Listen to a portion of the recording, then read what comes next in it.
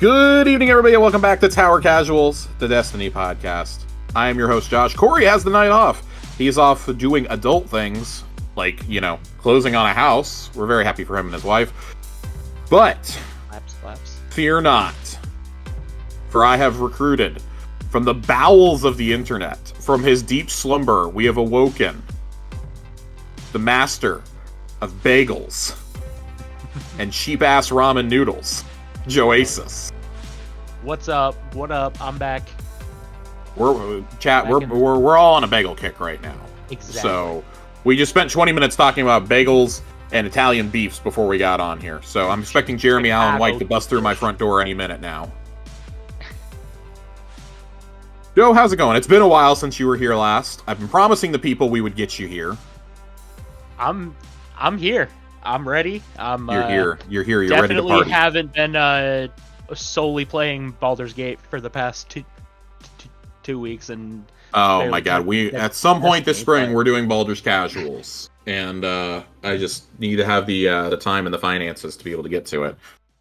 Also, a platform that supports Steam, so it's kind of a trifecta right now. But we're hoping to get to that soon. Joe is here, of course, because we've had requests to talk about the surge in popularity of bows. Joe has a list of his top 5 prepared for us. He's ready to talk about Tyranny of Heaven. We're going to turn all that. We're going to turn it all over to Joe here in just a minute. Let's we got to start the top of the show off, and I really hate that we're having to do this like every week now. It feels, but this is a pretty big topic, and we won't have an Xbox Casuals for another couple of weeks. This morning, we all woke up to the news that Xbox, fresh off of its acquisition of Activision Blizzard, is laying off 1,900 employees across Activision, Blizzard, Xbox, and Bethesda. Most notably impacted is Blizzard themselves. We've heard that entire teams have been cut, including about a third of the Overwatch team is now gone. The entire team that was working on their unannounced survival game that has been in development for 6 years and got the fucking can. Not the first time this has happened with a Blizzard game, by the way. I think we all remember the Titan incident from 2007 to 2012, which eventually became Overwatch. And then I think almost all of their customer and community support at Activision has been axed as well. In addition to a lot of the team that handles physical media distribution for Xbox themselves. So just a wide range. The 76 team got hit at Bethesda pretty hard. The remaining 76 team, that is, down to like the community managers. So just not a great day. This was always one of the concerns with that big of a purchase, that big of a merger. You're going to have roles that overlap. But 1,900 is egregious for a company that was just valued at $3 trillion earlier this week. There is no way. That's only like, didn't it say that was only like 9% or something? Yeah, they cut 8. They cut 8%. They cut 8% of Xbox's total staffers.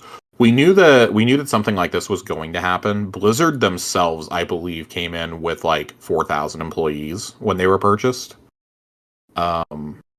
We knew there were going to be cuts of some kind. There's going to be redundancies, but man, I don't understand how you have so many games in the online gaming era, and you decide you're going to cut customer and community support. I don't know how you decide to cut any of these people when the industry is as volatile as it is. So that is hot on the heels of, we got the Riot news last week, and then kind of flying under the radar, we had lo and behold, Embracer cut more funding to another studio. They've laid off half of the studio that is working on the Teenage Mutant Ninja Turtles Last Ronin game over there. Found that one out right before we started.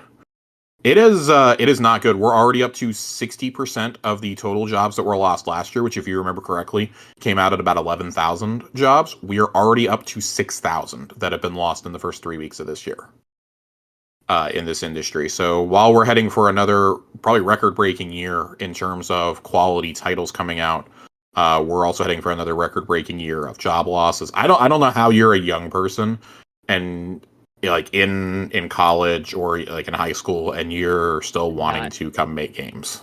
Yeah, like not thinking about etching majors, and like it's just such a shame because like all of It's these fucking people shitty. are putting so much work and like passion into making these special moments essentially Yeah, in like trying to make like something that's going to have an impact on a person's life, and then you yeah. just see like the, it get stepped on with a boot. I, I, it's crazy.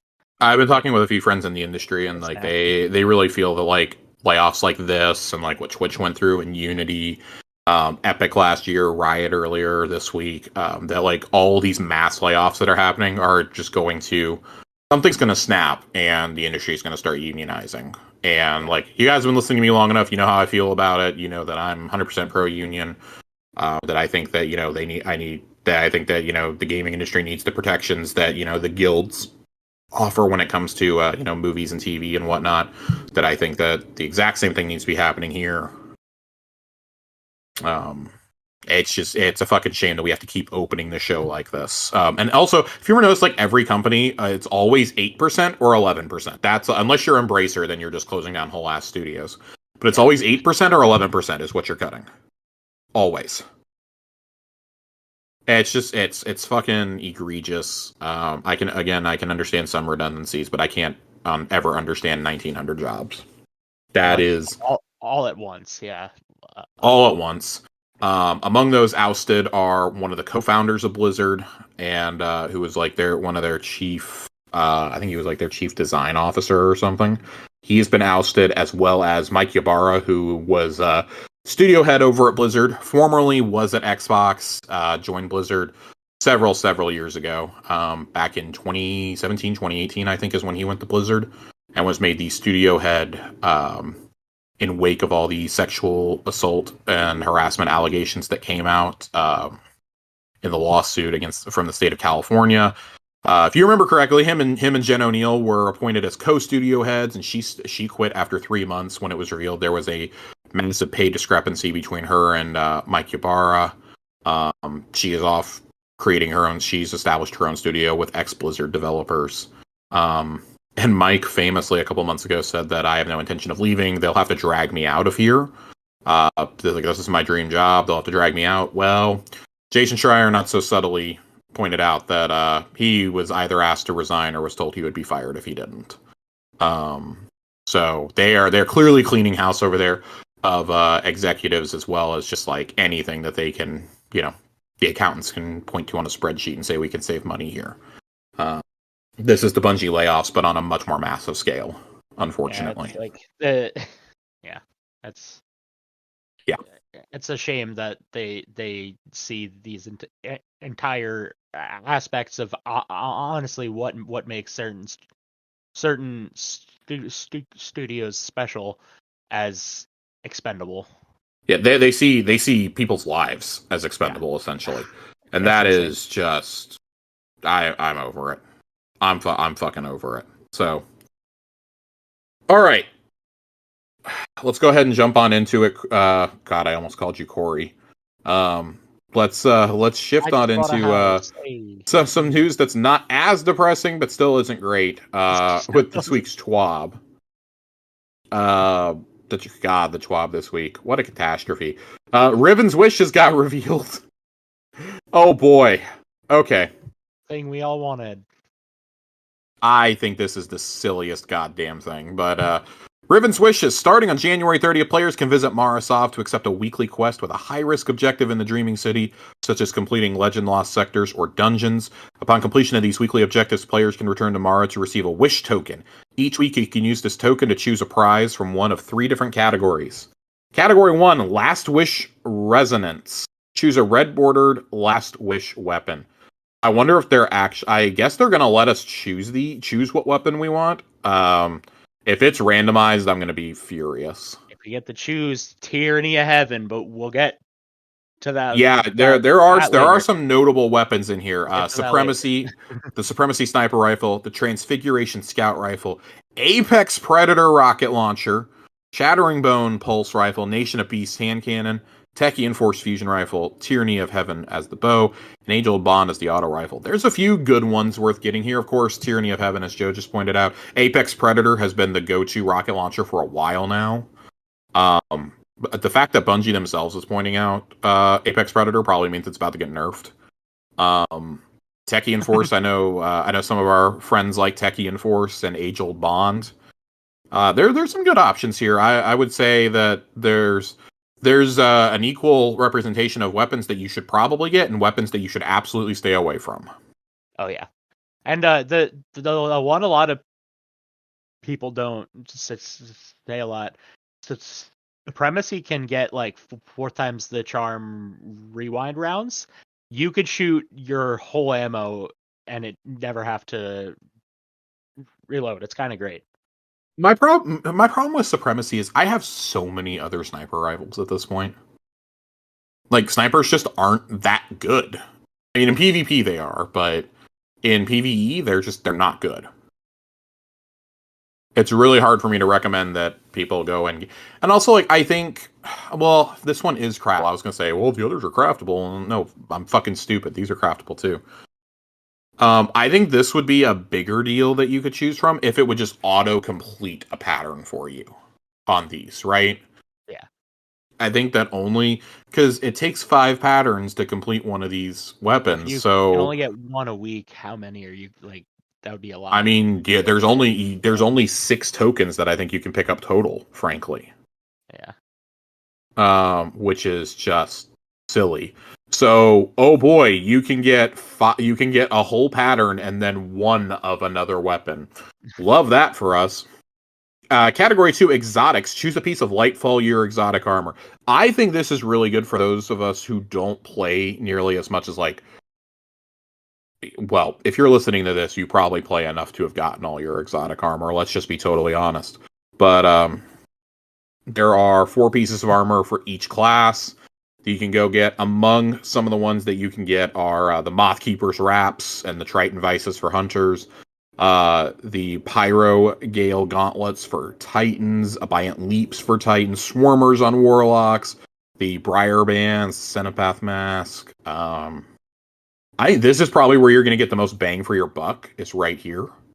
If you have been struggling to find a Vex Strike Force event or to do the Legend of the Lost Sectors, this is probably your place to go. I think for all, they don't clarify, as far as I've seen, they don't clarify that you can only do this on one character. So I will actually be running in and doing this on multiple characters for shits and giggles. 3 a week is actually pretty good. Because 3 like, a week, 3 a week, I think makes this a week, lot better. Yeah. Mm-hmm. I think that especially in terms of that, in terms of the red borders, that's 18 potential red borders you could be getting. That's enough for 3 patterns and most of a 4th. Oh yeah. So I'm gonna be checking that one out when it goes live on the 30th. I want to know, because if it is gonna be like that, then I'm gonna go in there and just farm red borders. But this is a really good opportunity for you to back up your alternate characters with exotics here. And then you've got the they call it miscellany, which is really funny to me. The Lost and Dawning Mementos, or you can get an Exotic Cipher, Ascendant Shard, or Ascendant Alloy. I'm cool with this because I actually never picked up a Dawning Memento. I never finished the quest for it, so. Oh, really? Be kind of perfect for me, yeah. Yeah, I like it. I like that they're including the mementos here, but it also, like, just shows you the disparity. Like, the black memento was cool, but God, that Dawning one is so much better. Yeah, icy boy. It's so much better. I still think it's dumb that you can only hold one at a time. Yeah, they gotta up that shit. I feel really bad for anybody who thought that this was going to be something substantial. I think some of us, myself included, had started to fool ourselves in thinking like, "Oh, this is going to be something." And then when I saw somebody post about it in Discord, I think it was Titan who posted about it in the Discord earlier today. I was like, "Oh man, never change, Bungie." There realistically was no way you were going to make something substantial in like a 6-week period. But it's still a shame. It's still like, Okay, well, what else are we supposed to do here? Like, this is something that very plausibly could have just played out at the end of the season for us to take us up through the final shape, but like, this is what's supposed to keep engagement up into March.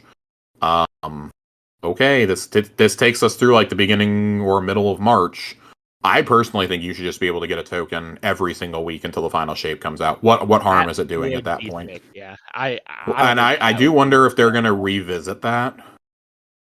I certainly would at this point. I think it should be under advisement because what else do you really have going on? Like you need to do that. You need to do like I don't know, do some sales in the Eververse. Like everything is half off for Bright Dust this week. Do like a mega sale. We know we're getting extra XP weeks. I'm pretty sure they're doing a double trials week at some point. Like those things are cool, but you need reasons for people to come back and play. And I think that throwing red borders from raids out like candy, like do a week where or announce like, oh yeah, the featured raid for each week, the one in the rotator is going to give out Double double red red borders. borders. Yeah, Yeah, it's going to give yeah, out double red borders or like yeah. double the chance at the exotic or something. Like Or the and I feel like they should add in like the jackpot aspect of that and just give you like a really slim chance to get a pattern. So like you could get lucky and get like all five that you need or whatever yeah, to like I th- everything. I think that yeah, that you that'd got be to a do good you idea. got to do something. I think those would be ways that would make this more exciting. Like really lean into the wish aspect of it, right? Like Oh take it yeah. beyond just interacting with Riven once a week. So Speaking of which, when they call it a high risk objective, what if I die? Am I gonna have to like give my social security number over or something? I don't know. I laughed when I read this. A A high high risk risk objective in the objective. Dreaming City, and so it's only Dreaming City stuff. So Legend Lost Sectors or the Shattered Throne. Shattered Throne. I could moonwalk that shit solo in like I 15 just minutes. I got this. and you know it's not going to be anything too hard because they want everyone to be able to engage with this. Yeah, So I don't really I'll care. Like I'll do this for my speedrun free everything red in borders. I'll 10 actually minutes. level my other characters up so I can participate. Yeah. This will be the first reason I've had to do that in a Titan couple of Josh. years. Do what? Titan Josh out here. Titan Josh, in fact. Yeah, since they changed all the Crucible ranking stuff, I haven't needed to bring my Titan out for Mayhem lately. Hmm. Uh, Moving on, we've got Moments of Triumphs coming back next week as well. 30 challenges, celebrating everything you've been able to achieve this past year. If you've been active, you'll likely already have some of these completed, which just gets you closer to the 26 you'll need to earn the seasonal title. Along the way, you'll also earn some event rewards, including the new Laurel Shell for your Ghost, the Fire Guilt Quadriga Sparrow, and access to purchase the 2023 Moments of Triumph shirt. You can earn these rewards by completing the following. 5 Triumphs gives you the t-shirt. Jesus. There's a dragon on 14. 14 gives you the Laurel Shell, 21 gives you the Sparrow, and 26 Triumphs gives you the Seal title and access to purchase the title pin. I actually think that these rewards look pretty decent. it. Yeah. But the Sparrow and the Ghost look like something that belongs in Guardian games more. I will point out that you can clearly see the insignias of all of the factions that the Vanguard is aligned with. You can see the Oh yeah, the Cabal or yeah, you can see the the Cabal. Cabal insignia, you can see the Elixni, you can see the Vanguard, and you can see the Guardian insignia all on it, as well as flags representing each of the 3 major factions on that and on the Sparrow. They are available to view in collections. They've been in there since the beginning of December. Um, the shirt, I think, is kind of cool. I like it better than last year's shirt, I for like sure. the dragon and with all the Yeah, and again, armor. it has all 3 insignias on it, which I is like cool. I like that. I really like that. It's like giving this sense of finality. Like, yeah, everybody's This is it. united. So okay, cool. Same thing as always. You have until the beginning of June to earn this stuff, so There is no excuse this time to not earn your. Exactly. Mainly referring to myself because I didn't care enough last year to finish my Moments of Triumph title. There's no excuses this time. You've got 5 months to do it. 7 million deaths are not enough for Master Geralt.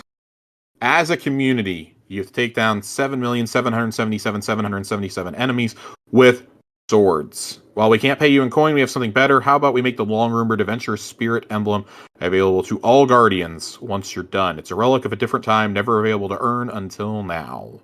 Okay, cool. Please leave Shirochi alone. You won't. That's actually pretty funny. I would fully expect this to be done over the weekend. Destiny players love something that they can cheese. Oh yeah. Winning wizard sets. I think this is silly. Last week we helped choose which armor. I didn't even know we could vote on this yet. I don't think I got the email. Oh yeah. Yeah. Our theme this year is wizards, and because it can't just be any wizards, we asked you to choose between evil and good wizards. 64% of hunters chose evil wizards. Warlocks were more torn with 54% choosing evil wizard, and kind-hearted titans punched the trend with 65% choosing the good wizard. To be honest, I would have voted a good wizard here because we have enough edgy shit in this game. The dark wizards really don't do anything for me. I actually think the hunter one looks like kind of lame, mainly because the hat is going to be a part of my cloak, and I hate that. So I guess we're getting 2 sets of evil and 1 set of good. I think that's really dumb. I really think it should have just been like all evil or all good. Like, because how else does that work? Like, oh, Titans are going to have to watch everyone else have fun with their evil get-ups, and, they look like Albus Dumbledore over here. Yeah, that kind of makes sense to like they should give us the vote for just like it whenever they do these, just give us like either or, not for each class, because then it's like if you like something else and you miss out, you're not like alone in that. Yeah, I think this is really silly, personally. I'm not a fan. I think that especially when it's like 2 sets that aren't that different ultimately from each other, we should be able to buy one and earn one. Yeah. That's my personal opinion, but Bungie doesn't want to give things away for free. There's going to be a Game to Give official live stream on February the 1st with the voice actor behind Drifter, Todd Haberkorn. He is going to be a part of that on the Bungie Foundation's Twitch channel. And there will be a special emblem given out during that as a Twitch drop, which is pretty cool. It looks like a pill. But yeah, they've raised over $2 million in less than a week with this campaign, which is wild. That is the fastest that any Game to Give initiative has ever happened. I don't know if that's because like the previously unattainable emblems from past campaigns are now made available again or what, but it is clearly working, whatever they did, which is really cool. I always enjoy supporting charities. And speaking of supporting charities, we actually have a small Tower Casuals one going on right now. Saint took the initiative on this one. For a Game to Give, we have raised as a community, we've raised around $200. A couple days ago, we were at almost 200. I'm not sure if we topped that already. But that is on there in Game to Give. It is under Saint's name, Malachi Powell. I will post the link to Game to Give in the episode description of this episode. But Saint's been really cool about heading that up for us. So shout out to him. I know him, Ronnie, and Aaron have been doing some of that and donating to it. So shout out to you guys for taking the initiative. Corey and I have talked about doing it in the past, and we've never set it up. I feel really awkward, even if it's for charity, asking people for money. Nor were we really in a position to be able to give away prizes if people donated. But Thank God there are smarter and better people than me in this world who are doing this. So yeah, almost $200 is pretty wild. He was doing it under his own name, but said in a message to me he wants to consider it the official Tower Casuals podcast and clan game to give account. So thank you for all that you have done for us, Saints, both for this and what you do in the Discord, helping organize raids and dungeons, and even today, setting up to get some people who have not finished their catalyst for Legend Starcrossed, aka me, getting us set up with events so that we can all run through and do it as a group. So very, very happy about that. Once that's done, we'll report back with our full amount that we raised. But yeah, it's a nice gesture. This is a show in a community about wanting to give back. So I'm glad that we're even able to do a small portion of that, and that our community took the lead on doing that one. So. What else do we have here? Competitive Crucible weekly rewards. In next week's updates, we'll be adding Ascendant Alloys as a new weekly reward to the comp playlist. Upon completing the weekly challenge for the seasonal weapon, a second challenge will unlock, offering an Ascendant Alloy as a reward for completing 3 additional matches. Additionally, the first challenge of the season, completing 7 placement matches, will also reward an Ascendant Alloy. So that's cool. Iron Banner is up right now, apparently. I haven't been to the tower yet, so I actually have no idea. Players can choose between Fortress and Control. So I think that's pretty cool. Giving us options about how we want to play. So I'll be playing Iron Banner Control this week. I do like Fortress, but I have a feeling it's going to be a lot of tryhards. Oh yeah, I will be. I'll be hanging out in Iron Banner Control this weekend for sure, though. I want to get some. I got to get that. I got to get the Iron Banana emblem. I got halfway there, maybe 2/3 of the way there, the first Iron Banner of the season, and then just everything kind of went to shit. So I have missed the last couple Iron Banners. I really want to get in there and get that, and start earning some of the weapons from this season too. I wish they were craftable, but I'll take it. I think that about does it for. I think that about does it for the Chwab. The Chwab's like really. They're going to be pretty bare bones, like we've talked about. They're going to be pretty bare for a while.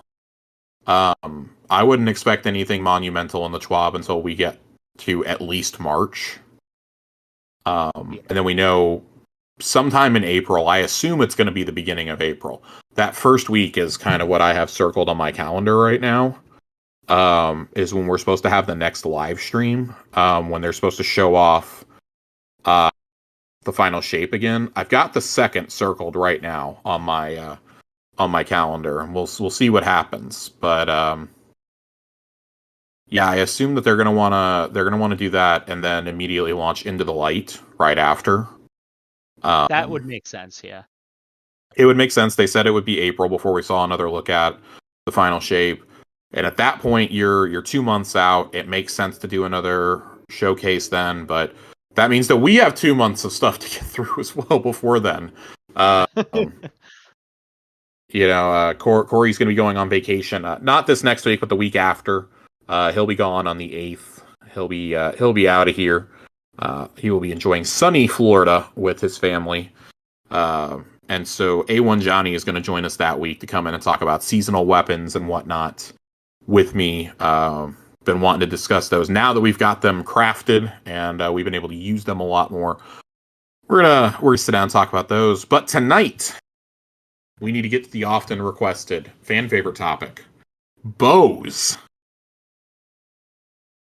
We have been asked to talk about bows more than a couple of times. I am not a huge bow fan personally. I understand the merits of them. I just never really have liked how they play in the Destiny sandbox personally. And I think that if you're using them in PvE, you're probably going to Wish Ender. If you're using them in PvP, you're probably using them because you're angry about sniper nerfs, which is why I don't like them. They're unlimited snipers, essentially, especially if you're good at aiming. So, Joe, we've got you here. You are the person that I know who uses bows the absolute most. What is it about bows right now that is making them the must-use thing in the game. Like in any mode, bows just seem to be the go-to. Is it just because the ammo economy? Is it because of the distance? What is it?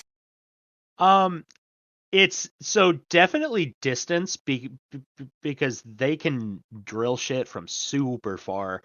Right. And for me, it's like the half of it is like the fun of like using that like precision on like everything.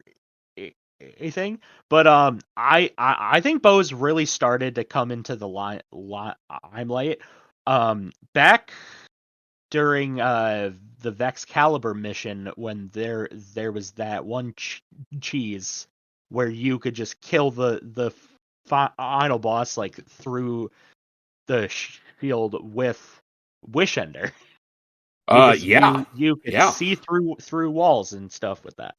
And so I I I think like for me personally that's when I really started using Wish Ender and Trinity Ghoul a ton because the ad clear with Trinity Ghoul is insane and almost effortless, honestly. The ad clear with Trinity Ghoul has been good for quite a Oh while yeah, now. Ever since they gave it that oh yeah. catalyst, it's been real good. It But I still feel like it was kind of a niche thing.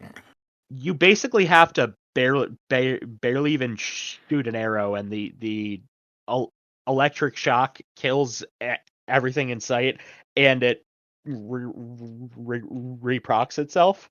So you could just run around and just keep on doing that. But the probably the star for me over the past like year, when they added crafting to the Last Wish weapons, Tyranny of Heaven has been a really special weapon for me. I have 8,000 kills on it. Jesus Christ.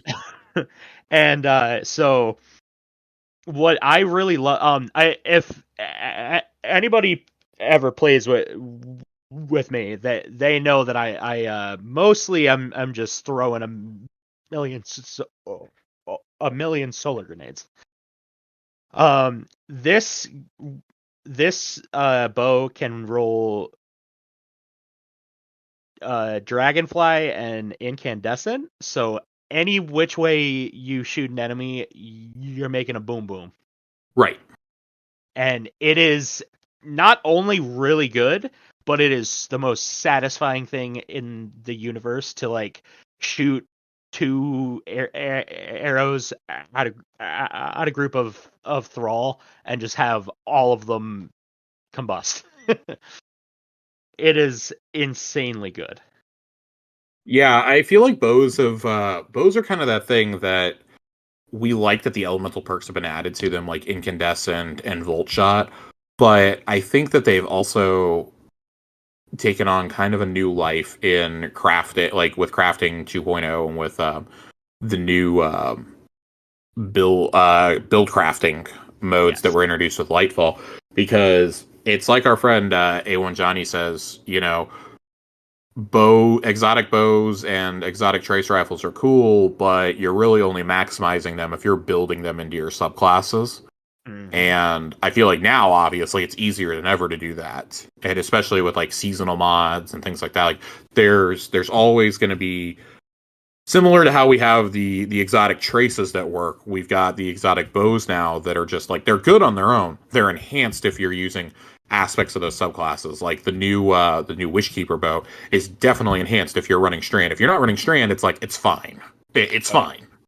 Mm-hmm. You can at least suspend with it, which means you're still suspending champs and whatnot, but you're not most oomph out of it. Yeah. So Joe, you said you prepared a list for us of your top 5 bows. Are Top these five bows. are these I'll be just real. go ahead. No, you go ahead. I was gonna ask, are these just legendary? Are they legendary and exotic? What are we looking at here? So straight up, I looked at all the bows that I have and use, and 4 of them are exotic. One is legendary. So this is like all bows. not like one specific. Got you. Number 5, we're probably gonna put Wishkeeper just because I haven't quite delved into it yet. I think Like, a lot of us are in that because you have to go in and like earn all the catalysts. You got to play around with them, yeah, recraft it, etc. very It's funny. cool bow though. Cool bow. Yeah, it's funny because this time last year we were all rushing to do revision 0, but I think it's because we were all hyped up for Lightfall, and now it's like, we've got 6 months to do this. We're just gonna like chill, which is kind of what I did. Also, when I figured out it was individual quests and you could just stack them all, I was like, oh, I'm only doing this one time. Oh yeah, yeah. You can, as far as I know, you can just do all 4 of them at once. You can in fact do them all at once. Yeah. Which is good because I think I've only done 1 or 2 of them. I haven't done all 4. Okay. Hit me with number 4 then. Let's talk about the ones that you've gotten to use plenty. We're gonna throw Verglass Curve, the stasis wall bow. Okay. It honestly, I had gotten a new appreciation for stasis that I never had fully. Yeah. This bow is super fun for like builds that you want to make a ton of stasis crystals for, but like specifically a Titan stasis build, where you're just putting down a ton of stasis crystals and smashing them for AoE damage. Mm-hmm. Or I put together like a Vesper Radius stasis build. This goes great on it. But yeah, that's for 4, and then 3 got Trinity Ghoul, the king. Yeah. Nothing Okay. much else to say on it, you know what I mean? Yeah, I don't think there's much else to say. I think also like it's important to note that when we talk about stasis and strand bows, there's so few options on both of those in the legendary column. They're like the power, like the fantasy and I think that's why I don't like using bows too much, is because like for the power fantasy, you almost have to use the exotic ones. Because Bows and glaives are kind of, no, bows. I would and say I would say trace rifles more than glaives. trace rifles. Because it's funny. I think glaives have the inverse problem. Glaives definitely have the inverse problem. Yeah. What's your number 3 for me? 3, definitely Trinity Ghoul. Though. Wow, Like, Trinity Ghoul is number 3. I'm trying to figure out what the two. Well, I know Tyranny of Heaven. I'm trying to figure out what the other one above it is. You know it's the other king, Wishender. Oh my god, I can't believe Trinity Ghoul is number 3. Wow. And Wishender's too.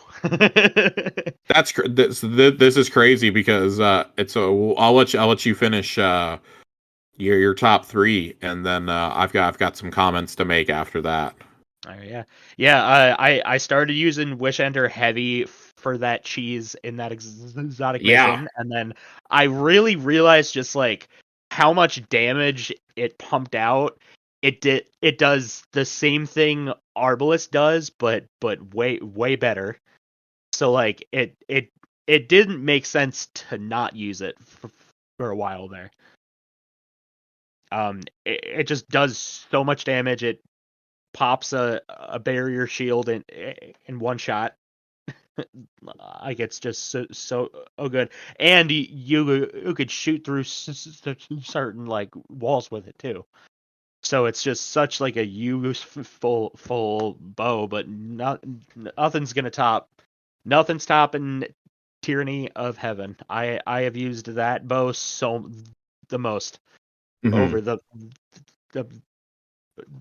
past year. Yeah. So you've already laid out like part of what makes it so good. You know, you can roll incandescent on it. Obviously, you can get the enhanced incandescent, which is a big deal. It's also like, I don't know. I guess like the grind to get it is part of it, but Dragonfly Incandescent is pretty wild. But It it's also even if you don't crit, you're making a boom. If you crit, you're making a bigger boom. It's just it's a it also can win-win. have Golden Tricorn on it, which we really like.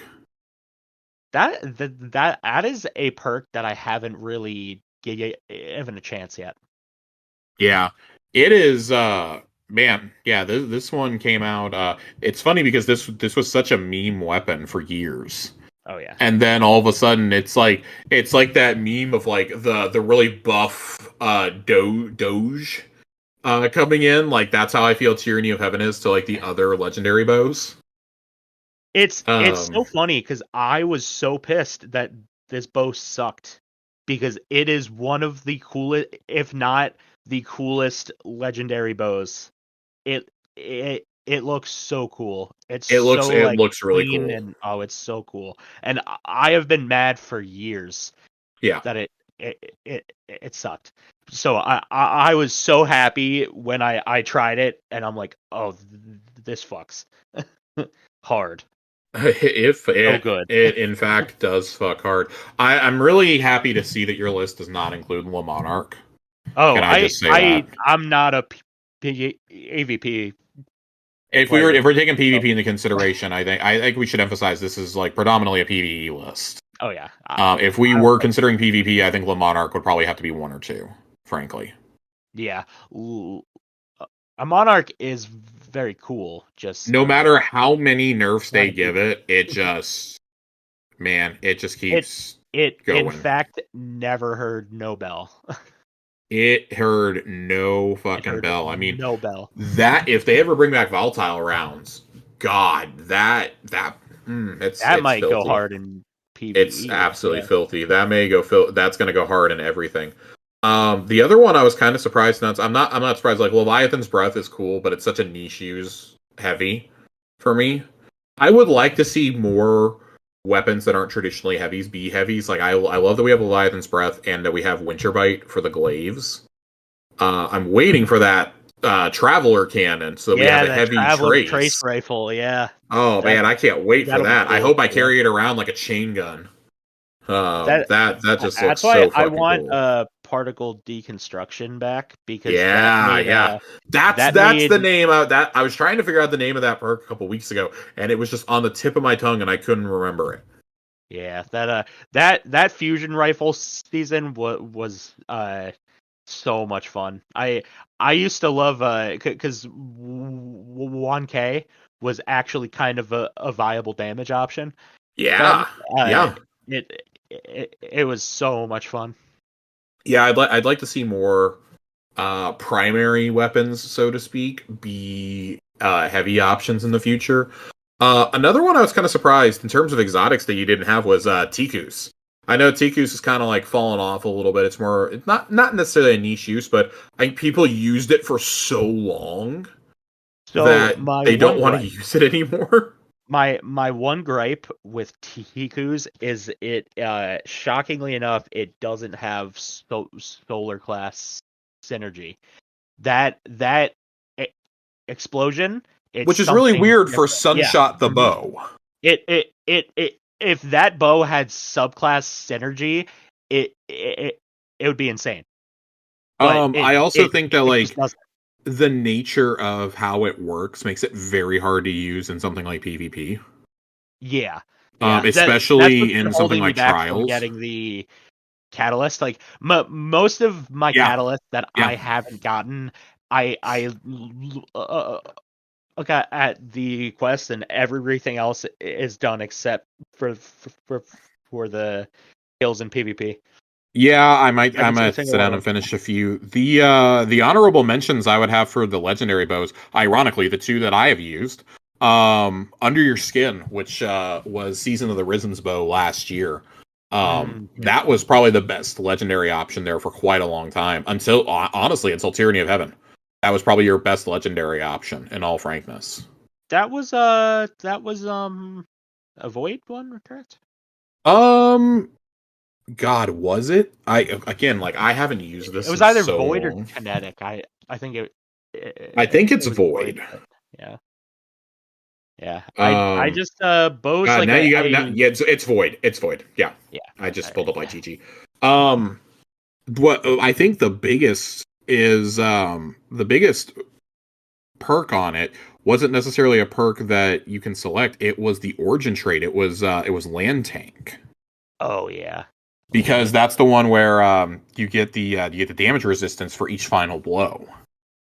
I think that's what. But you also that was one of the first ones that had successful warm up on it also. So, um, but because it's intrinsically void, you can proc volatile with it. So that's pretty. I think it's pretty cool. Obviously not as good as Tyranny of Heaven. I mean, you have to have a very specific role on it, in my opinion. The other one I like is this one's been around for a long time, but for a while it was about the only good legendary bow. Back when it was a pinnacle, Point of the Stag. Point of the I used to use Point of the Stag in GMs back in the day. I like that you can get it. I like that you can get it now. It is it's one of the Cassia weapons, so it's got the wild card trait, which is really cool. It's got so it shoots out the mini Telesto bolts. I think that's pretty awesome. Oh yeah.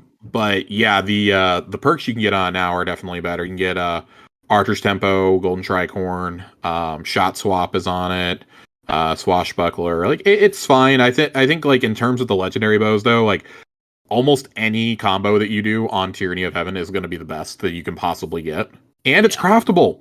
Oh yeah. It's like that's the thing. Like it's It's craftable. Like craftable. under your skin is, but it's so hard to get those patterns if you didn't get them last year.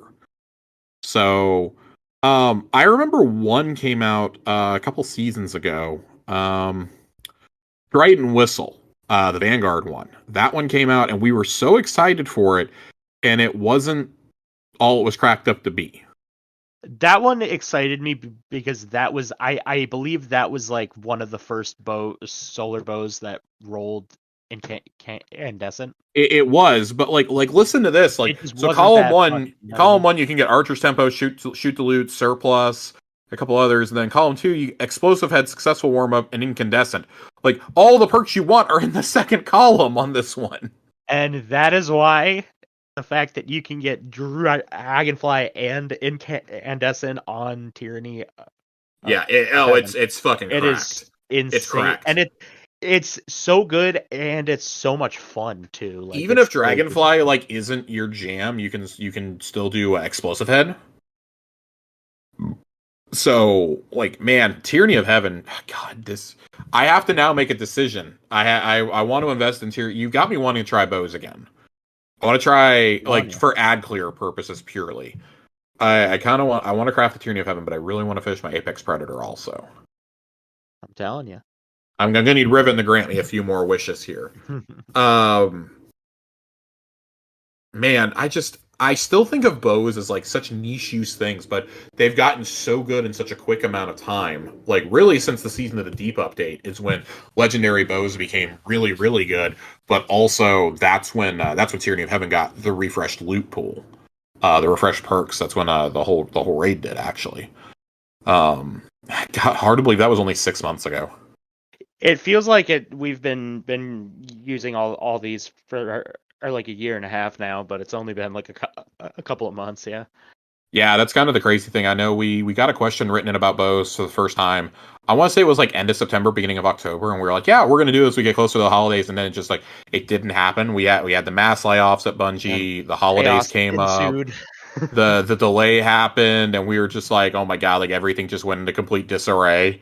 And we finally have the show is finally back on the road, so we don't have to worry about that as much. But man, bows, I guess I get so frustrated with them because the ammo economy is great for PvE. It's horrible in PvP. I hate it so much because it's just unlimited sniper essentially. And I think that's the problem that a lot of folks are running into now is especially if you go into like trials, it's bow city out there.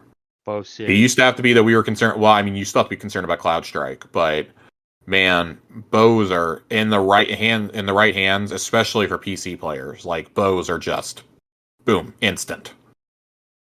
Um, so I think Almost that's going to cheating. be yeah, that's got to be like one of the great challenges I think going into the final shape is like how do you regulate bows in PvP, because it's making it distinctly unfun for a lot of us who don't like bows or who just like I don't know. Like, it kind of reminds me of like when hand cannons were all the rage. Like, no, hand cannons are still used a lot in PvP, but not as much as they were. Like for like a year or two, they just ran the whole thing. Oh yeah. Like that's what you used if you wanted to be good. Like, and I know everything goes through a cycle, and I'm sure something's going to happen to bows. Like even if it's just on the PvP end, but um, I think some kind of regulation's got to happen there in PvP. PvE, let them be as cracked as they want. But PvP, because they act similar to a sniper, I think it's with, and it doesn't matter. The damage output doesn't matter in PvP because, like, oh, it's like you got 200 hit points essentially. Yeah. Um, it just makes it really difficult when you're going up against people, with like infinite sniper essentially. So Yeah, and it's so easy to just like it's it's one of the easiest weapons to like aim while you move and have yep, it still be yep. like fully accurate, and it's just like, Well, I mean, and especially it's if like you're you using can stuff like fire it Archer's so Tempo. easily too.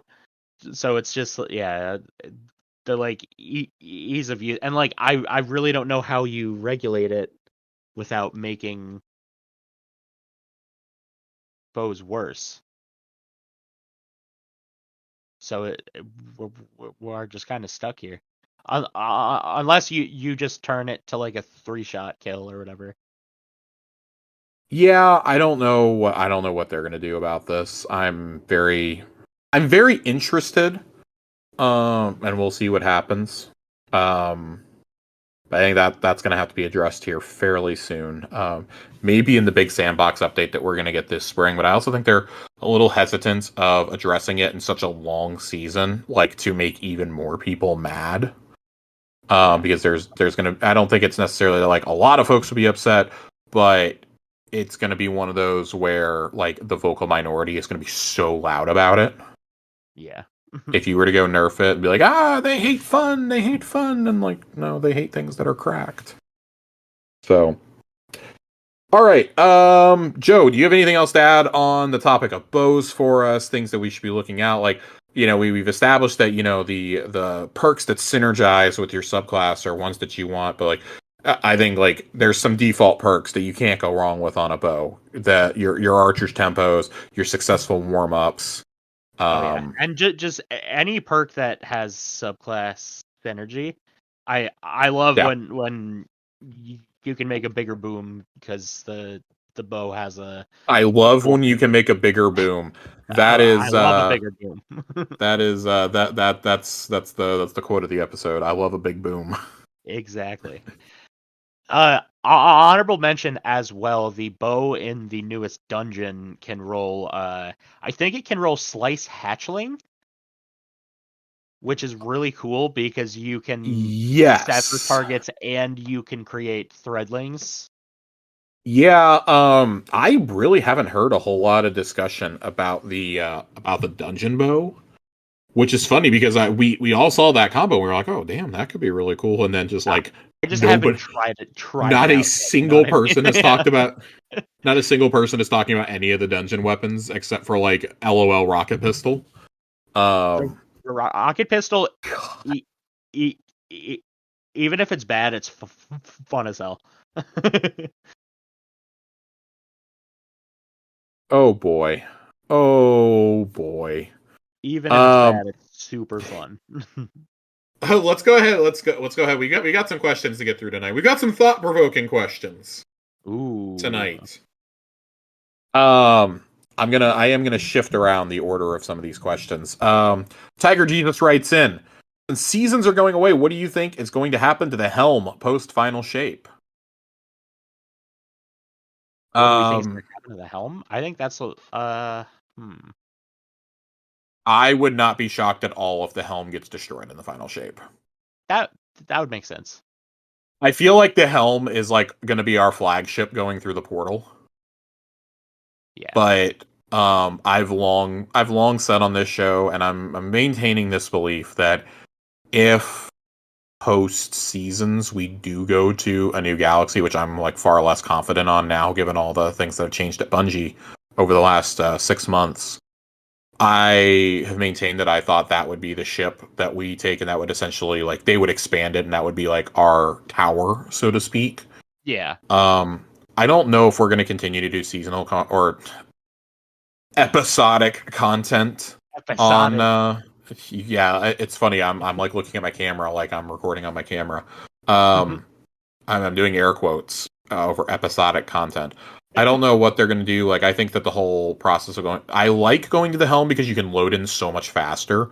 I just wish I could do more in the helm so I didn't have to go to the tower as much. Yeah, I kind of wish they need just a bounty put the tower kiosk into the helm and just They call it need a day. bounty kiosk at the very least. I need the bounty kiosk. I need like the gunsmith to have a frame up there. I don't know. I need a few things to change. Yeah. So yeah, I think the helm is either getting destroyed or I think it's getting retired. One of the two. I think that it's run its course along with the seasonal content. If episodes are going to be here, and especially if episodes are here to stay, because that's something they haven't clarified on, are episodes going to go away with the next big expansion? Because I don't think you can do that anymore. I think that there's been enough outcry, and you have had enough bad press. You need to just start leaving that shit in. Especially if it's describe it like a standalone story with like they did, and that's what made me like that's what makes me concerned, because Curse of Osiris and Warmind were also largely standalone, and they got taken out. So I want to see that content stick around, but I need to know exactly what kind of content we're looking at post Final Shape before like I have a definitive answer. It's more than likely it gets destroyed. I actually think that would be kind of cool if when the servers go to shut off for the Final Shape, that like the helm either passes through the portal or gets destroyed somehow. I think that would be kind of cool.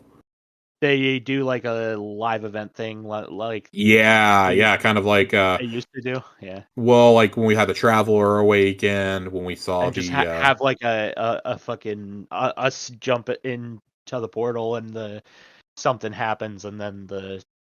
So we kind of know. We already know that we fly our ship into the portal. That's true. We know from the trailer that we fly our own ship in. I just can't fathom that the fucking helm doesn't follow us in. Like, maybe for some reason, like Shax stays behind on it. I don't know. Maybe we get in there and then a subjugator strands up the ships, and they say it's the final tape. It's the final shape. It's stranding time. Oh my! I fucking hate you. Titan writes in and asks, "What are you guys' personal moments of triumph where you felt like you accomplished something big for yourself this year?" I'm gonna take this to mean not game related. I think for me, it was it's been getting my mental health under control. I've struggled with it for a long time. I've been pretty open with that on this show. Something I've been struggling with long before I met Corey, and I'll probably be struggling with long after this show is over. But I've been going constantly to therapy, and this past year has been really rough. It's been probably the worst year of my life. Short of losing, the ability to walk for 18 months. This has been pretty much like the bleakest 12 months of my life. But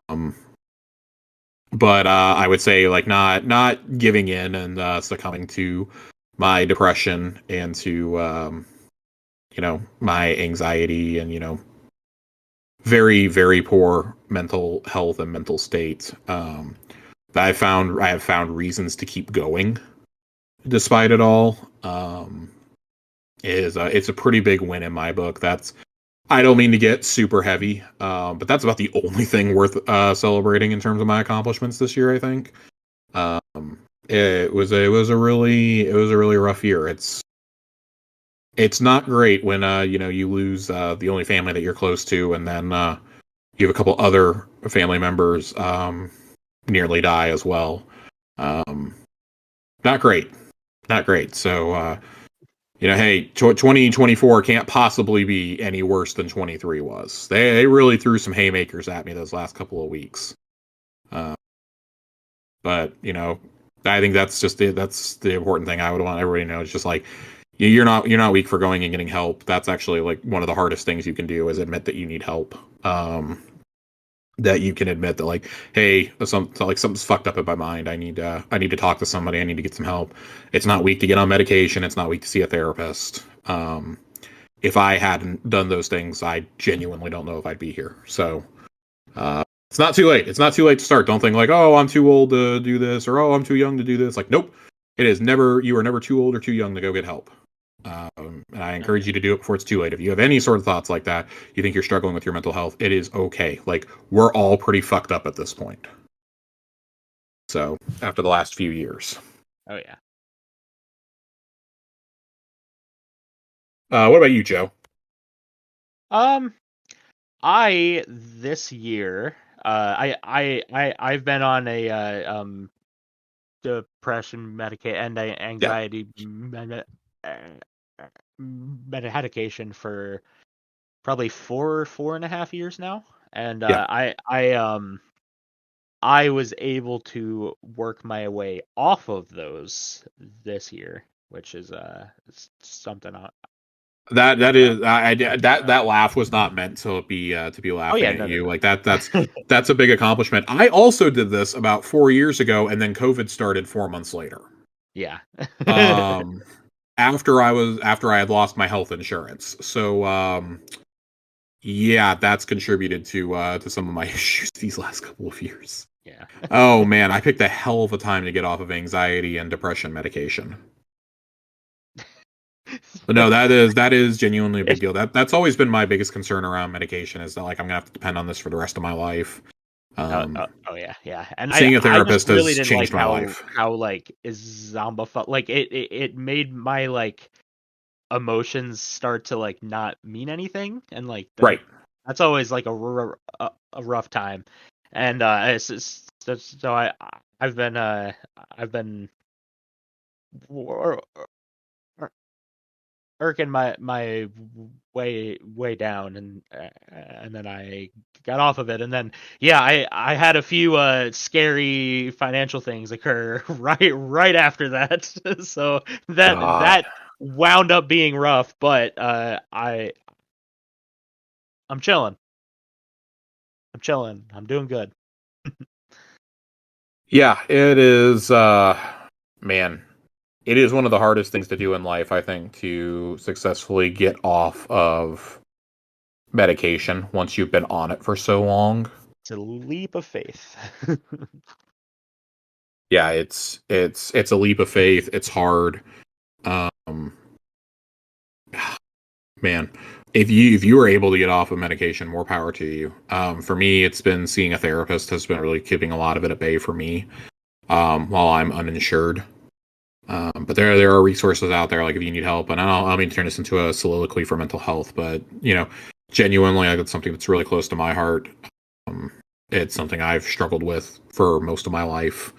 I had a lot of shit happen when I was younger that I didn't address, and now I'm trying to address in my early 30s, which is the wrong time to be addressing shit. You should be addressing it a lot earlier in life, and I have never had. Um, that if you think something is wrong, it's time to talk to somebody. No Don't time just is th- th- yeah, the wrong time. right.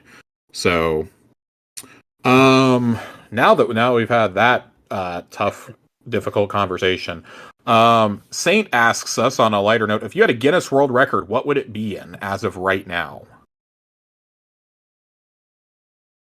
I'm gonna say how fast I can schmear a bagel. Stick with the spread. Silly with the spreads over there. Oh yeah, we get Silly the with the spread is spreads. the spread is silly over here. It's redonkulous. Um. Oh, jeez. I wouldn't even know where to start. There's definitely so many things I'm good at. It's hard to choose. Uh, most money wasted on Magic the Gathering cards in a 2 month span. That isn't over $1,000. Boom. Oh boy. Oh boy, Magic the Gathering. Um I blame you, Johnny. Yeah, well, I mean, we just blame John for everything. Aaron writes in and asks, "What would you say would be the favorite movie and/or band of Zavala, Drifter, Eris, Crow, etc.?" We'll just take a few of these. Crow has to be Counting Crows, right? Oh yeah. It has to be Counting Crows. That man absolutely loves some late '90s, early 2000s emo. 100%. I mean, you would think by looking at him that he's probably like an MCR guy, but no man, my dude loves Counting Crows. He likes the duality of the band. One day he's listening to Mr. Jones, the next day he's listening to Long December. It's very wild over here for my guy. Oh yeah. Drifter gotta be like Red Hot Chili Peppers. See, I was like thinking like Drifter. I think has to be like some sort of like Finnish death metal. Or that, yeah. It's got to be like some fucking obscure band that like maybe 100 people have ever listened to on Spotify, like some underground black metal band or something. I like to imagine that Zavala listens to like Vivaldi all the time. Oh, He just listens to like fucking classical music. He's such a prude. Straight classical music. Straight classical music while he's sipping his tea and eating a crumpet. Do you know you can buy crumpets in the frozen food section now? What even is a crumpet? It's like it's not a cookie, but it's not like a cake. It's like a pastry of some kind. Like a biscuit hybrid. Yeah, it's closer to a biscuit probably. It's like a biscuit okay. with like jelly. I could rock with that. See, now I got to make sure I know what I'm talking about. Yeah, okay. Yes, that's essentially what it is. A crumpet is a small griddle-based bread made from an unsweetened batter of water or milk, flour, and yeast. Popular in the United Kingdom, Canada, New Zealand, South Africa, and Australia. South Africa is just standing there like that meme of what the fuck is a polar bear doing in Arlington, Texas? That's basically what South Africa is doing for me here. They look similar to English muffins, frankly. Okay. But English yeah, I'll put it this way. When you search for crumpets, people also search for scones, picklets, haggis, and spotted dick. So very UK. It's extremely UK. Yeah, I legitimately, when I went to the UK, I had tea and crumpets. It was great. That's great. I enjoyed it. I really enjoyed it. That sounds banging, honestly. Yeah. Yeah, it was fantastic. You know, I felt, I was over there with senior citizens, and I felt like a senior citizen. Favorite movie for Drifter? I think it's for Drifter, it's got to be low key like a romantic comedy. Oh yeah. Like my man loves the scene in Crazy Stupid Love with Steve Carell, Ryan Gosling, and Kevin Bacon. He's definitely seen Nights in Odanthe like. My man has definitely had a Netflix and chill during Sleepless in Seattle. The Notebook is in his favorites list. For Eris, I feel like I feel like they have exact opposite tastes. I feel like Eris is like super into horror movies. Oh yeah, easy. I feel like Eris is like, it's funny, like Drifter like talks all this game with like his favorite bands, and then when he actually has to watch like spooky shit, he's like, "Nah, I'm out of here." Like, I don't want to see this. I have to like Drifter's like pulling up in like a polka dotted snuggie.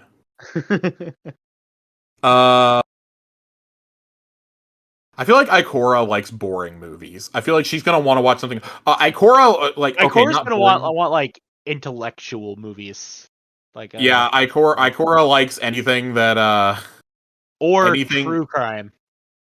Oh yeah, I could see her liking true crime. I feel like Ikora secretly really likes Heat. Like, and she's like this huge fucking Michael Mann film buff. Anything with like Al Pacino, she's here for. Oh yeah, like mobster movies. Zavala only watches documentaries. Yes, Zavala subscribes to National. I had a boss when I last worked in an office who watched documentaries on his lunch break every single day at his desk.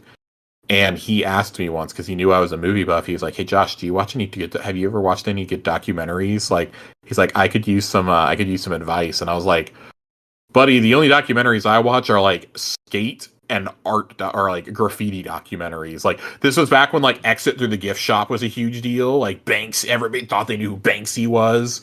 Yeah.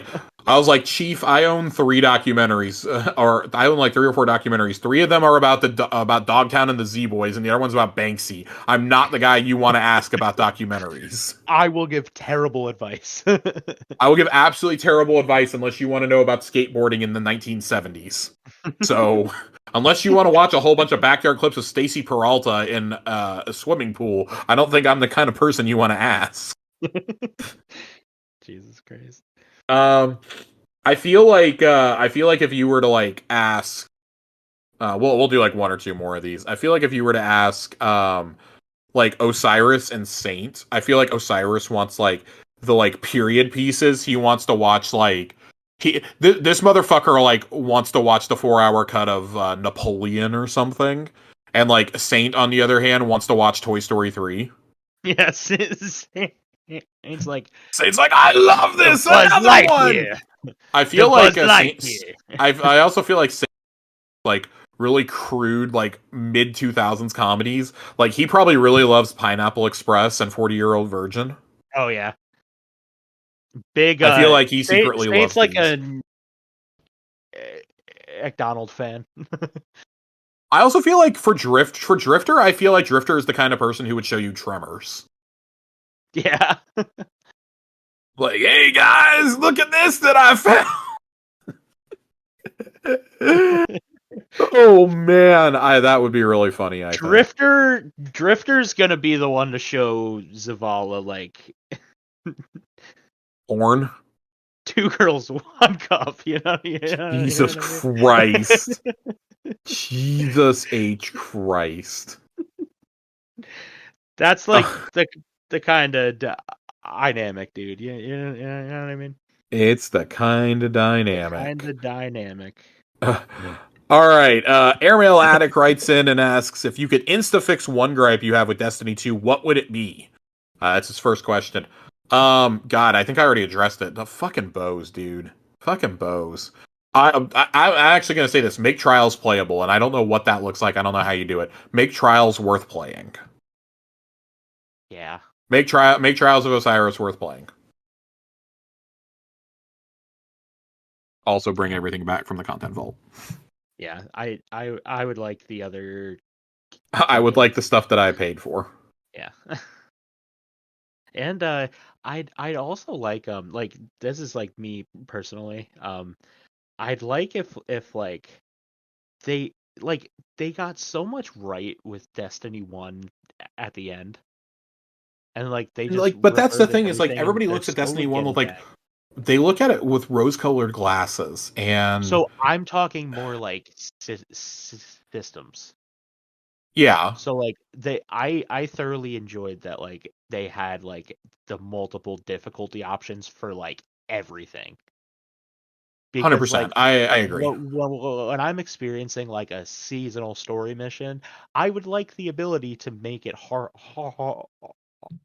like a bit harder, because like that's what I enjoy. Like I don't even need like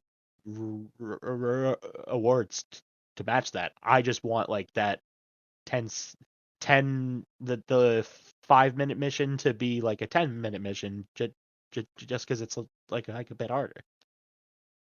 I agree. I don't necessarily disagree with you. I think that also on that there was a lot less going on in Destiny 1 also. So I think that maybe those systems were a little bit better. They also built it with that in mind. I don't understand why you wouldn't take that and carry it over. Like your UX designers wouldn't just like communicate with each other. Yeah. It's funny because I think Destiny 2 is far and away the superior game for me. Oh yeah. But a lot of the praise that I see for D1, and not what you're doing here, is that I see people really jump on like, oh my god, D1 was so good, and like all the stuff they point out was stuff that was added in the Age of Triumph update at the very end of the life cycle. Yep. And I'm like, guys, you understand it wasn't like that for the first 4 years, right? It was the struggle until it was a fucking struggle bus. I think a lot of, and I mean genuinely, like a lot of D2 players are too young to remember this. we remember the barren landscape that was Destiny 1 year 1. You know, we had the game drop. We had the Dark Below, and we had House of Wolves, neither of which lit the world on fire. So And House then of Wolves, I personally, I think House of Wolves is fine. solid expansion for like a smaller one. It's fine. It was totally fine for the price point at the time. It was okay. Now I just look at that, I'm like, God, that cost $20. I famously only played them because they came with the Ghost Edition, so I'd already paid for them. I might as well play them. The Taken King was it's people say this every expansion, but it's like, yeah, the Taken King really was the first like make or break moment for the franchise. If the Taken King hadn't been good, this franchise gets shut down instantly. Oh yeah. And part of the reason Taken King was so good was that was content that was cut from the base game. And so they had a whole year to refine it, to build King's Fall, to build the sleeper stimulant puzzles, things like that. Like they had a whole year to work on this shit. I think everybody forgets that nothing was put into this game until the April update after that. Mm-hmm. Yep. And the April update really was a lot of quality of life shit. We really didn't get anything new until Rise of Iron, in all honesty.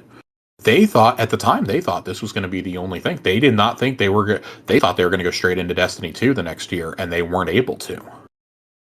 That's why Rise of Iron was done as a stopgap. But man, you look at what the original plan for this game was supposed to be, and it's like, yeah, Activision didn't really grasp what an MMO looks like until it was too late, because it was clear they wanted to have Bungie wanted a base game and just do expansions. Now, I will say, once they started changing all the systems as much as they did, and especially once they felt the need to vault content, we probably should have gone to a Destiny 3 at that point. And I think we can all kind of look at that and be like, yeah, Beyond Light probably should have been the tipping point for that. Yeah. It does put a sour taste to like. I will say, like, Beyond Light probably should have been the one that did that. And like, as long as we could have just like kept all of our exotics, I think that people would have been like, that's fine. Like, the old content is still available to play. You can still play with your old vaults and things like that. I think a lot of us would have been more receptive to that, as long as like, oh, you earn the exotics, so you can still carry that shit over. Because I think now the game has reached a point of critical mass, and I mean, we're taking out so much content. We're taking out the seasonal content every year, and we've taken out all the stuff that the content vault. You know, we've lost entire destinations for some fucking reason. Nessus is still around. That's my favorite meme in the community right now. Is why the fuck is Nessus still here? And it's one of those things where I would like to see all the content restored. I really, really, really just want them to. I wish they would just come out and definitively say, but I don't think they can because of their financial situation, definitively say, yeah, the final shape is it for Destiny 2. Even though they keep adamantly saying that it's not, it's getting to a point where it's just so frustrating. I would love for it to be the end, unvault all the shit, and just leave it there. Leave Destiny 2 as it is. But I think they know if they go and do another full price title, no one's buying it. Yeah. No one's buying this. Like, the faith in Bungie is gone. And I just think for a lot of us, it would be like, oh, well, this is a time to like cut bait and leave, because we've been playing Destiny I've been playing it for 10 years. Destiny came out when I was in college. Yeah. September is 10 years. Like, we think about every expansion as like kind of like a subsequent-ish game. That's a lot of games, and I mean, I have bought every expansion at full price. Oh yeah, I have spent between that and season passes. I have spent well over $600-700 in this game. I've even bought a couple on two different platforms because Trust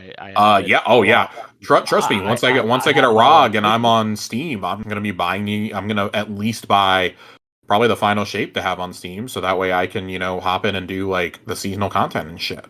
Oh yeah. But it's just that's a pretty frustrating place to be at, I think. And so that leads into Airmail's second question, which is what needs to happen with the game for you to continue playing D2 post final shape? Honestly, like I would say that you need to make the shift to D3, but it's not going to happen. Destiny 3 is probably like years away if it ever happens. Bungie simply doesn't have the resources to do it at this point for whatever reason. I don't know how you can have a studio that big and not have the resources. Which is another meme I've seen going around lately. Like, yes, there are like 1,200 people that work at Bungie still, but this is a game that continually has new content. I wish they were a bit more efficient with that content. But I think also like having to learn a proprietary engine is not easy. You're having to learn how to code in the Tiger engine. That's why, Marathon not being a part of it is such a big deal. On top of that, they're making Marathon. They have other games in incubation or had other games in incubation. I don't know how many of those still exist outside of the mobile game. I don't know how many still exist. And then you got people who are there for multimedia purposes, and it's just like, yeah, it's not 1,200 people just working on Destiny. Yeah, and if you were to start developing a brand new title, then you have to peel off even more people. I think Destiny 2 probably is it. I don't think we're ever seeing a T3.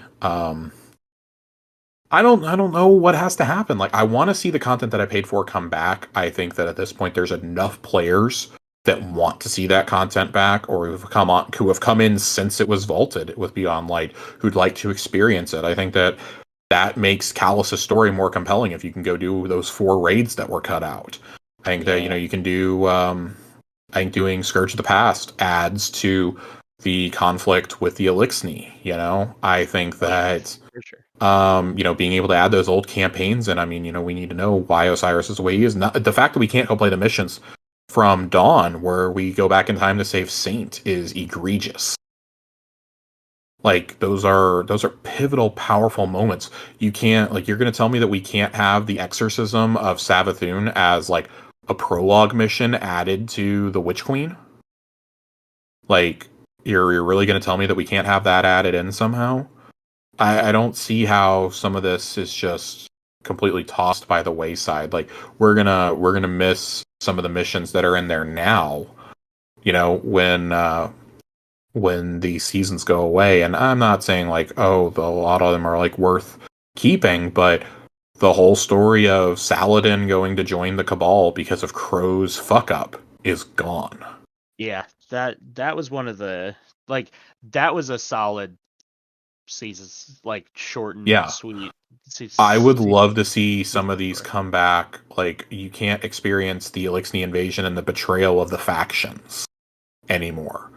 You can't experience, the whole season that we were fighting with Keitel and got her to join our side. You cannot view in-game the assassination attempt on Zavala and Crow subsequently saving his life. You cannot view one of the most powerful moments in the franchise in-game. Yeah, it's and I can say that for like a dozen moments. Yeah, it's kind of sad. It's not kind of sad. It's kind of pathetic. That's like the hardest part about getting other people into this game too. Yeah.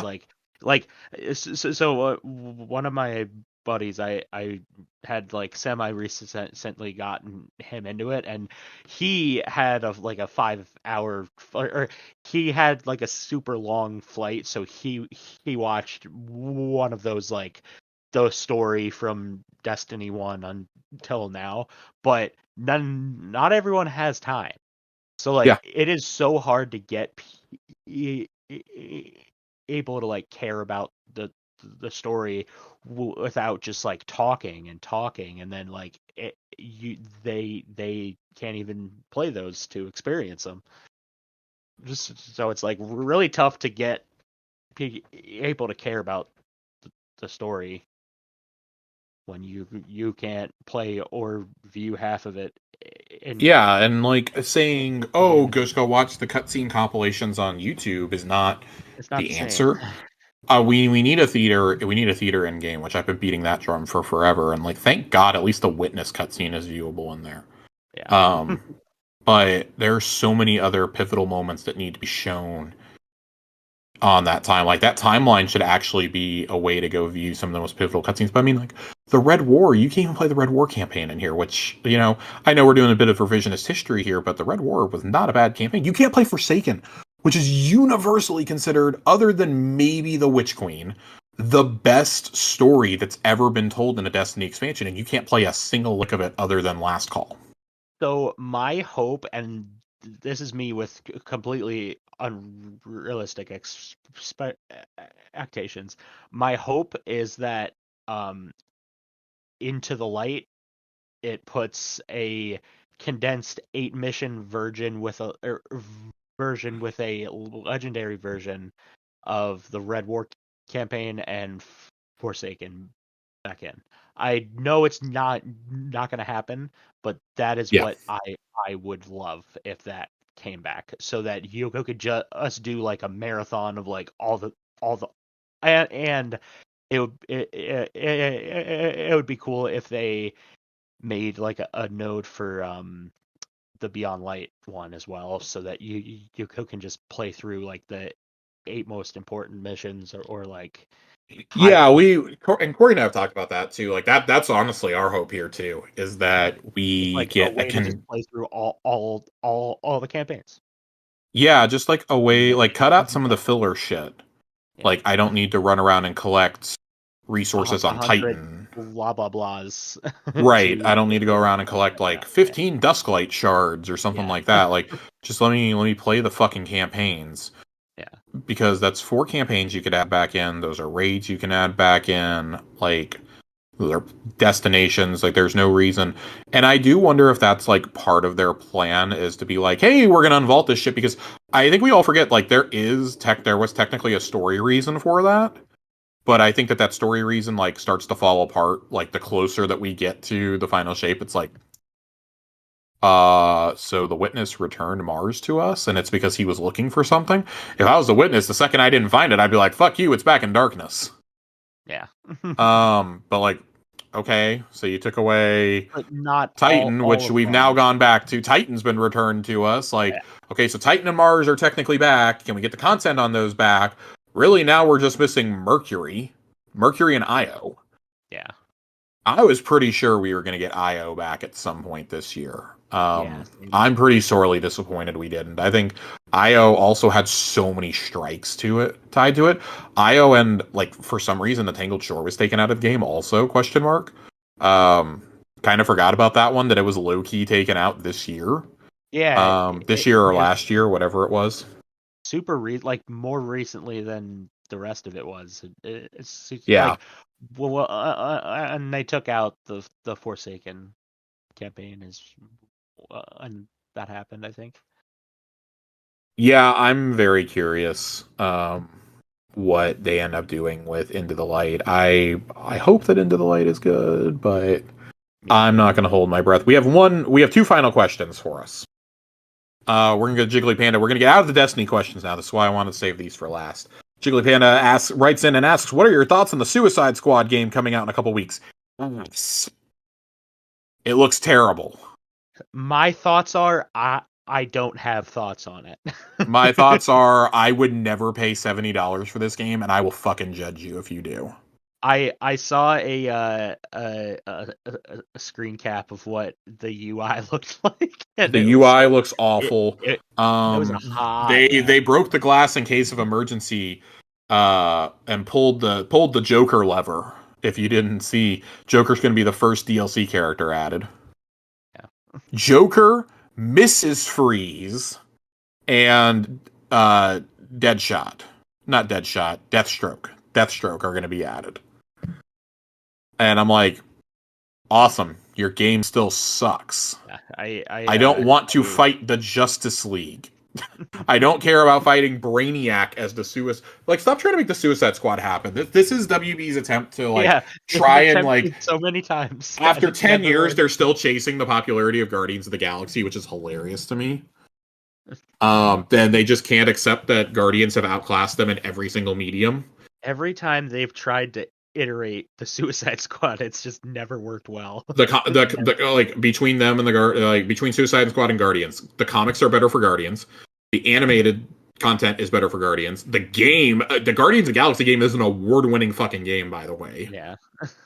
The movies are. The movies aren't even a question. Yeah, all of them have. We got a holiday special with Kevin Bacon in it. Yeah. Like, it's better than David Ayer's damaged Joker. God, man, it's such a catastrophe. I think this game looks like hot ass. It looks terrible. That's all I have to say. But this game looks fucking awful. It's gonna sell purely because it's a DC game and because it's Rocksteady making it. But this game is gonna get dropped so fast. Do you think it'll be good or fail, just like Avengers? I want to be really clear. Avengers was not a bad game story-wise. The story was good. The rest of it was terrible. There should never have been a live service Avengers game. And considering that game came out 4 years ago, Rocksteady should have seen how that was received and gone, oh no, and pivoted, but they didn't. Yeah. Avengers, like you said, story was decent. Gameplay was just kind of bland. And That's like what I'm feeling is gonna happen here. Is gameplay, it already looked bland. I don't know if that was a real screen cap or not, but the UI looked ass. So it looks that ass. It UI, looks so bad. I have no hope or no faith in that game. No faith whatsoever. No faith So at all. yeah, I think this is bad. So the final question for Jiggly Panda. Is it too soon to ask questions about Pal World? I want to get you guys' thoughts on the game and all the stuff surrounding it. Corey and I gave a pretty long take on this on Xbox Casuals this past week. I would kind of direct you there. I don't really have anything to add to this. I'm not going to be playing Pal World. One, I'm just not interested in it. It's a lot for me to get interested in monster hunting games. Like Pokemon has really struggled to keep my attention span since I stopped being 11. Yeah. But like in a non-snarky way, just games like that don't really draw my attention. More than that, I do have some concerns about the use of AI with the game and the fact that all the games that this company makes look like direct knockoffs of other games, including Breath of the Wild and Hollow Knight. So I do have a problem with that. I have a problem with it, just their very cavalier thoughts on AI. Not a fan of that. I personally won't support a studio that's like that.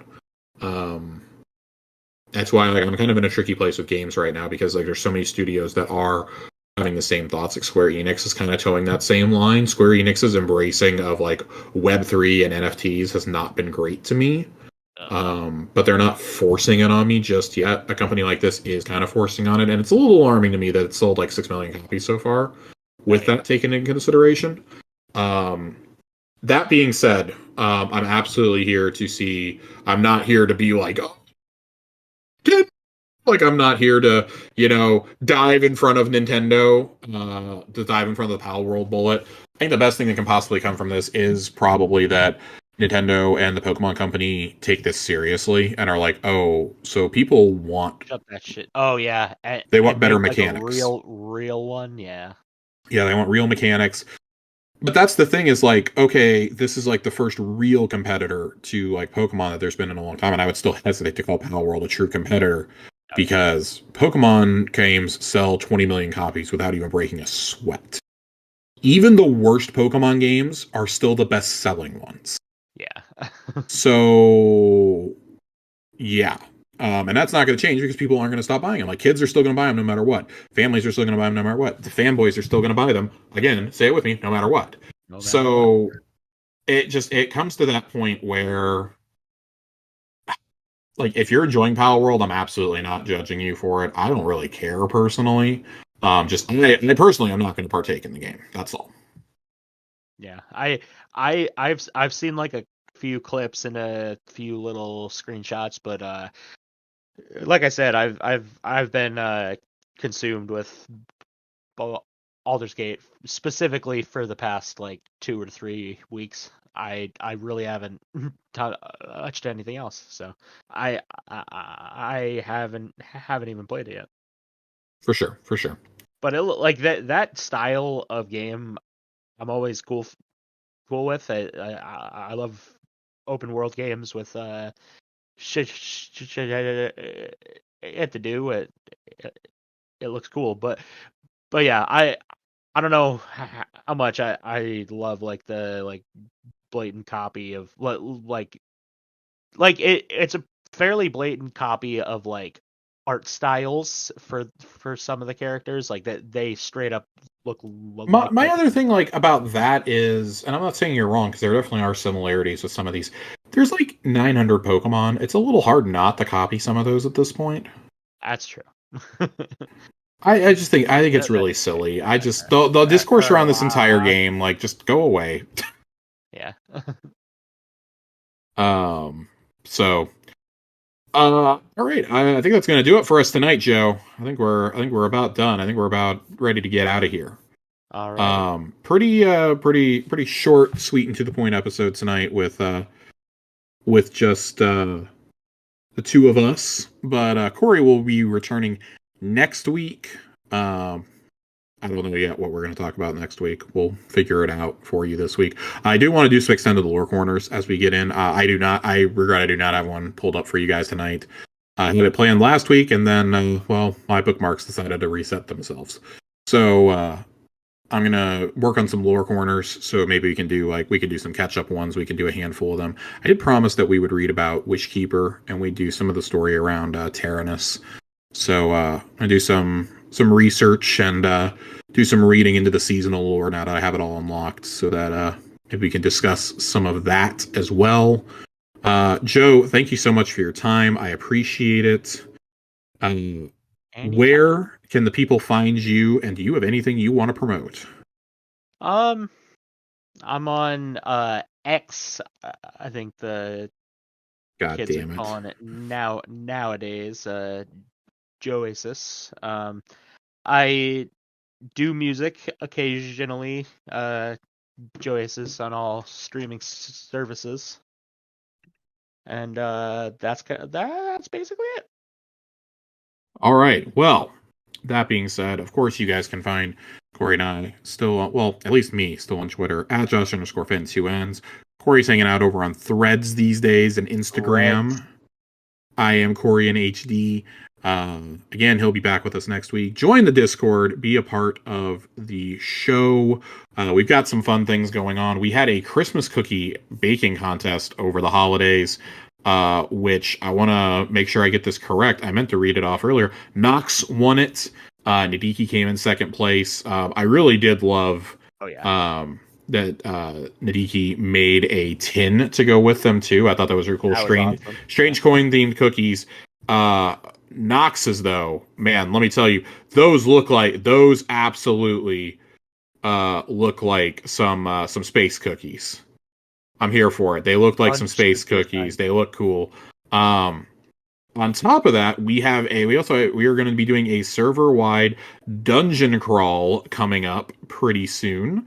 That is going to be happening February the 17th through the 18th, if I have the dates correct. So definitely come jump in and be a part of that. That's going to be a pretty fun time. That's going to be Saturday, February 17th is when that's going to start. We've got a few teams signed up already.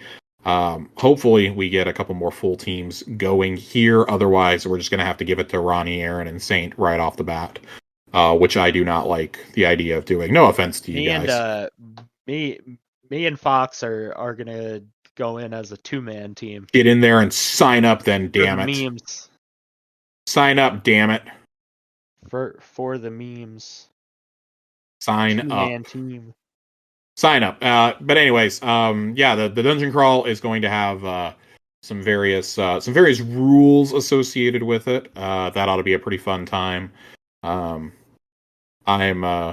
wanting to get some footage and maybe narrate over it.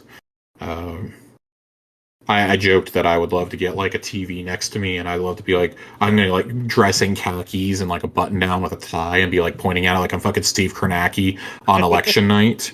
But the logistics of that in my apartment are not possible. Red Zone style thing up with like 8 screens up. Yeah, like I need like a basement to be able to set this up in. Just for shits and giggles, but it's not going to happen in an apartment. We joked that I was going to do a Wheel of Torture at one point, but also the logistics behind that is just not possible. So check that out. We got some fun things going on. I'm gonna try and get some things together as we get closer to the final shape. Do maybe some more emblem giveaways, and I don't know. We are fast approaching episode 200 though. We are about 18 episodes away, I believe, as of tonight. So that's going to be coming up on us by early mid-May, somewhere in there. Right around the time of the final shape, we're going to be hitting episode 200, which pretty big deal for any podcast. So we're gonna work on getting a celebration together for that. Of course, like we said last week, if you guys have any, and I mean any, ideas on things that you would like to hear us talk about over the next couple of weeks, please write them in either in the Discord. You can message them to Corey or I. You can email us, towercasuals@gmail.com. That's my whole spiel. Just, let us know what you guys want to hear. Any lore topics you guys want to hear, I'd be totally down to talk some lore. Of course, we're going to have John here in 2 weeks for talk about loadouts and weapons with us for the season. He already joined me to talk about the dungeon weapons, where we famously said that one of them was not worth getting, and then found out it was actually really good as soon as we got off the air. Absolutely worth getting. So, yeah. Anyways, Joe, thank you again for your time. And everybody else, we will see you guys Starside. Thank you.